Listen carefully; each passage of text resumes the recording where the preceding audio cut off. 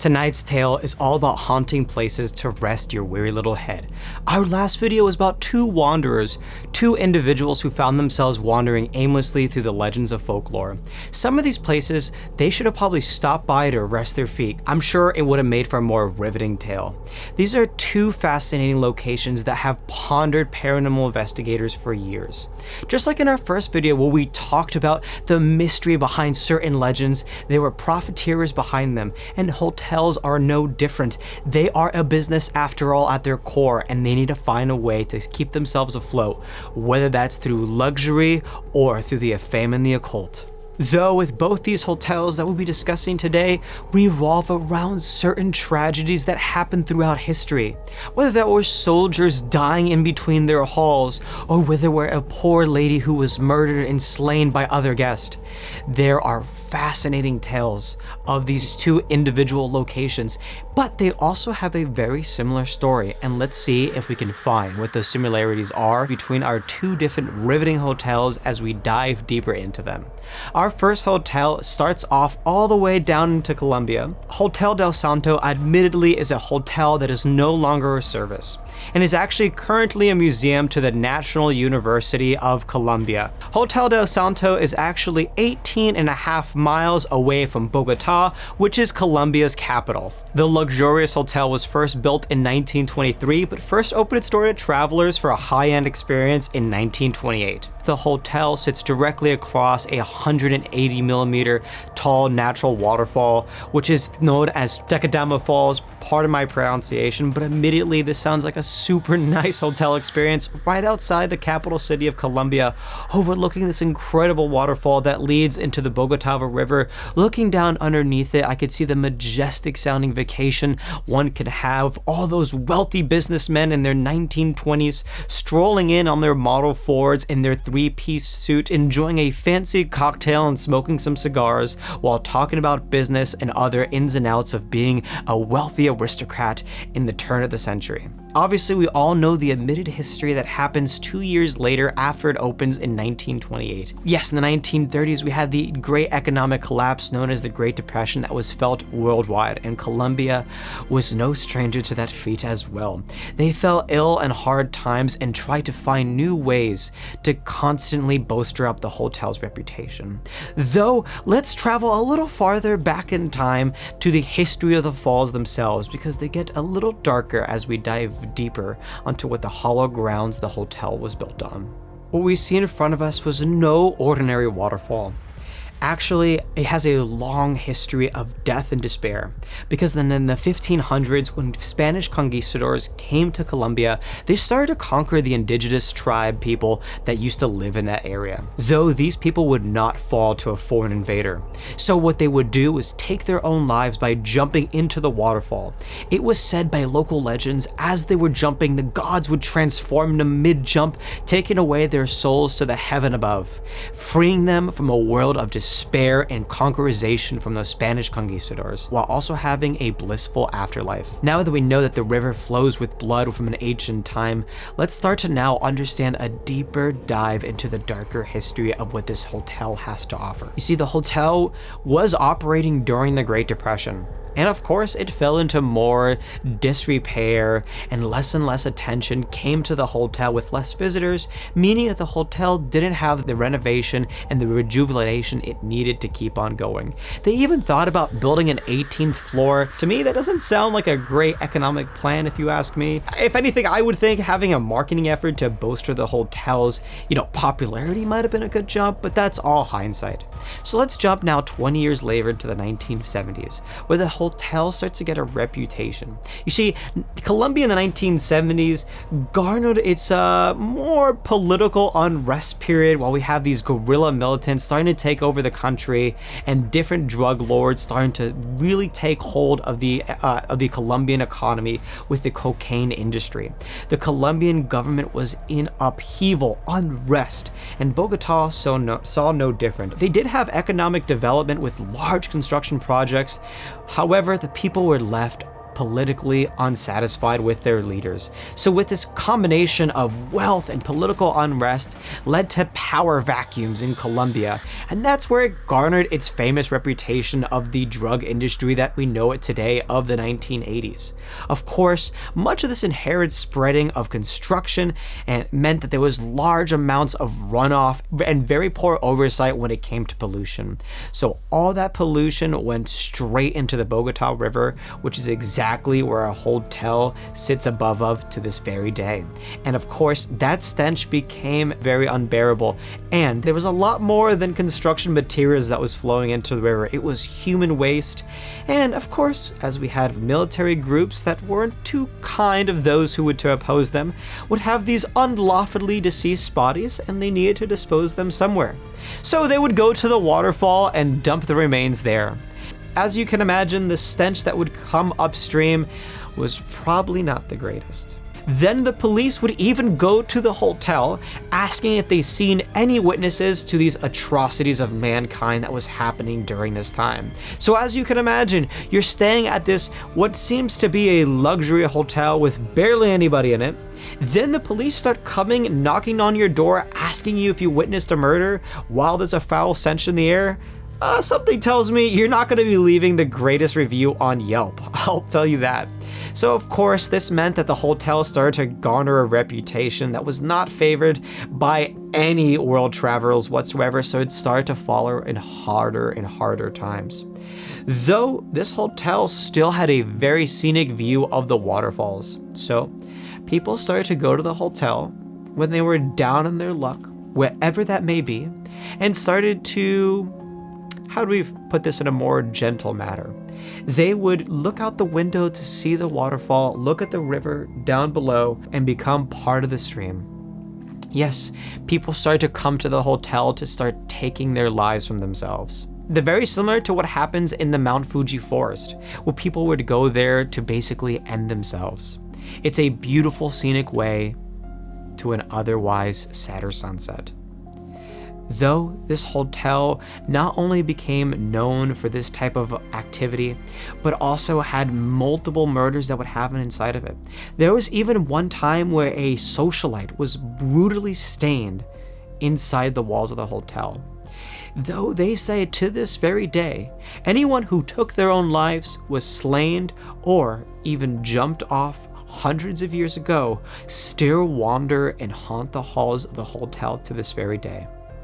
So in the 1990s, with all this bad reputation, the hotel closed down for good.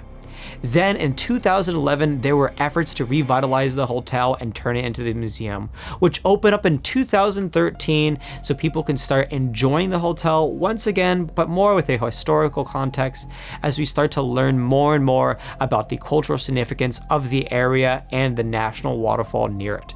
And of course, to this very day, they still have different exhibits you can go and experience in the museum. It's actually a place I would love to go visit if I'm ever in Colombia. Now let's go down to our next beautiful hotel that has an even more fascinating tale. And we go all the way down into Miami to the Biltmore Hotel. The Biltmore Hotel has a very, very similar story to the Hotel del Santo that was also twisted by the ravages of history, but also has a different past of salvation with a different purpose to it. Our next hotel is the Hotel Biltmore in Miami. It first opened its doors in the 1920s.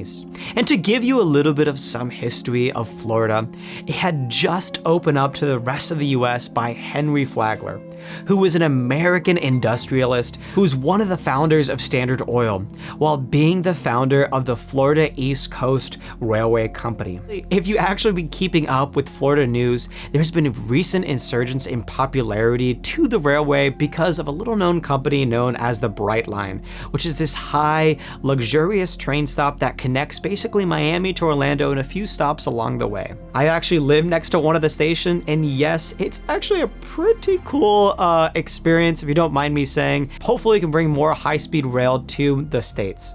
Okay, enough with Florida history, let's talk about the Biltmore, which I've been to myself. It's a very beautiful location that has a very fascinating tale, and everyone always talks about how it's haunted and that there's ghosts floating around the hotels. In 1925, the Hotel Biltmore opened its doors for visitors. But again, we all know what happens in the 1930s. There was this giant economic depression, and right before it, with the economic boom of Florida turning these swamp-infested crocodile lands into beautiful titans of industry. And the Biltmore was no exception. You see, it was crafted with high ambition.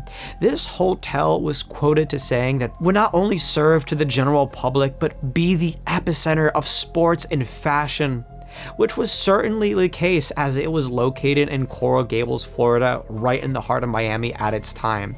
Of course, history, weans it out a little bit into its cultural significance, but nevertheless, Biltmore to this day is a very prestigious location, just to live a little bit of haunting in between the mix. Just like many things, World War II helped save the Biltmore Hotel, because once that happened, it became a 1,200 bed general hospital. And during that period, it had an ugly transformation with a government issue linoleum, I can never pronounce that word correctly, linoleum cover up of the marble floors and most of the windows being sealed up.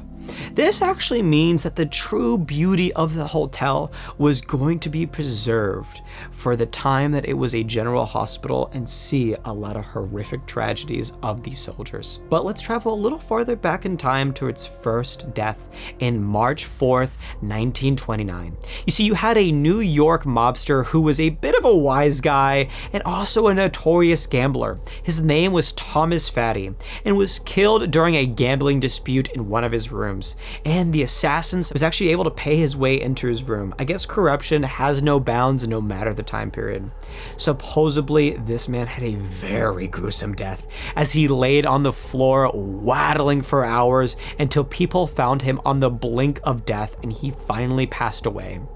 Though as he was suffering on his floor in his own pool of blood, his spirit decidedly to never leave the Biltmore Hotel, whether he still wanted to gamble with the patrons or wanted to haunt the floors for the rest of eternity. But he died on the 13th floor, and he can still be found on this day on the 13th floor. And actually, he died on Friday the 13th on a March. All to wrap this amazing mystery of the 13th floor of the Biltmore Hotel. So now let's go back to what we were talking about during World War I. The United States was trying to fight an axis of evil, but only got involved when they really needed to at the last minute. Nevertheless, our boys fought valiantly to fight in that war, and they would come home to these young women nurses who tried to bring them back to life. They did the best that they could. It was an amazing hotel. Its reputation of the hospital wasn't so fanciful, as many men did pass away, and it was hard without modern medicine to keep them alive. And as each soldier were to pass away, supposedly their spirits were to still linger the hotel to this very day. There's even stories of a woman walking her child through the premises every single night. No one knows who this woman was. There was an account of a woman who died trying to save her son from falling out the window and she fell to her death. There's even others of a woman who was stabbed to death. We actually don't know who the origin is. It's just a woman with her child aimlessly wandering through the halls. So you have all these soldiers, these mob bosses, this woman with her child, all walking the halls of the Biltmore Hotel. But you have these beautiful marble floors that's still very active with this high socialite environment. It makes for a very wonderful place. And if you're ever in Miami, I recommend you visit. Of course, you can always explain these ghost encounters with scientific research and say, oh, those were probably the window cracking and the windowsill. I personally don't believe in ghosts. I love the story that it gets encapsulated around on these very luscious locations. You go there and you feel something different. You can't say what exactly it is. You just know that there's something different in the air. It's probably the magic of the history that's been throughout the halls. Or maybe it's something a little more nefarious. You see, each of these hotels have bodies to tell their story. And while tonight's tale covers 2 different hotels, I'm sure there's a few more extra mysterious hotels that we cover in our YouTube shorts. So be sure to check those out. I wanted to thank you today for coming to watching this video. It's a little bit of a shorter video than we've done in the past. I want to experiment with this channel with all different types of videos. And with that being said, I know that these hotels seemed a little depressing as it revolved in the 1920s and all these death and despair that roams around it, but I think it's something to keep in mind of. You know, we have one hotel that just kept falling into disrepair and disrepair, but even when things seem its darkest, there was still the university that came up and brought it up to bring it new hope and new life and revitalization. So never think that your days are numbered just like the hotel. Or you could be like the Biltmore, who saw tough times but decided to keep its reputation up and follow through the trends of what was needed through history. And in doing so has kept itself culturally relevant through these years. Well, thank you so much for watching today's video. I truly do appreciate it. Stick around for the next one. Leave your suggestions down in the comments. I'm always happy to read them and maybe can turn into a video later down the road. Thank you so much and have a lovely evening.